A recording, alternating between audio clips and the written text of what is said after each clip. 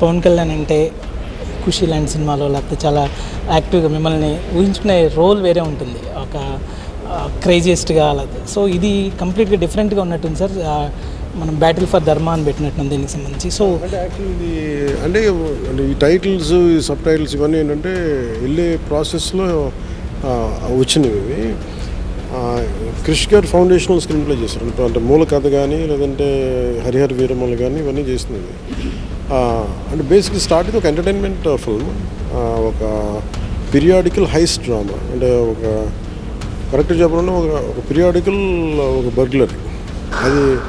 అదేంటి ఒక కోహినూర్ వజ్రం, మనందరికీ తెలిసిన కోహినూర్ వజ్రం మన భారతదేశంలో దొరికిందని తెలుసు, కానీ భారతదేశంలో ఎక్కడ దొరికిందని కాదు తెలియదు ఎవరికి, ఎక్కువ మంది తెలియదు, రీసెర్చెస్ తప్ప. అలాంటి కొల్లూరు వజ్రం మన విజయవాడలోని కృష్ణా తీరంలో కొల్లూరులో దొరికింది.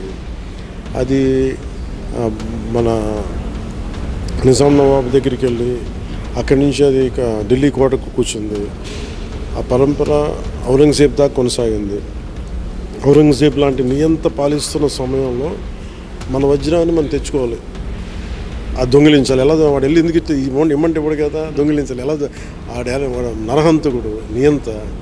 సో నాకు ఆ కాన్సెప్ట్ నచ్చింది. అట్లాంటి అంటే మనం కరెంట్ పొలిటికల్గా చూస్తే ఆంధ్రప్రదేశ్ పాలిటిక్స్తో అన్న నరేట్ అది ఈక్వల్ అయ్యే అవకాశం కనిపించిందా? అట్లాంటి సినిమా ఒప్పుకున్నప్పుడు అసలు అంటే 17 కదా, అప్పుడు అసలు వీళ్ళ ప్రభుత్వం కూడా లేదు కదా. అంటే మీరు అంటుంది నాకు అర్థమవుతుంది, కానీ దీనికి నేను సినిమా కథ నాకు చెప్పినప్పుడు 2017 సారీ అంతే 2017. సో దాంట్లో అసలు ఎక్కడ వీళ్ళ ప్రభుత్వం లేదు.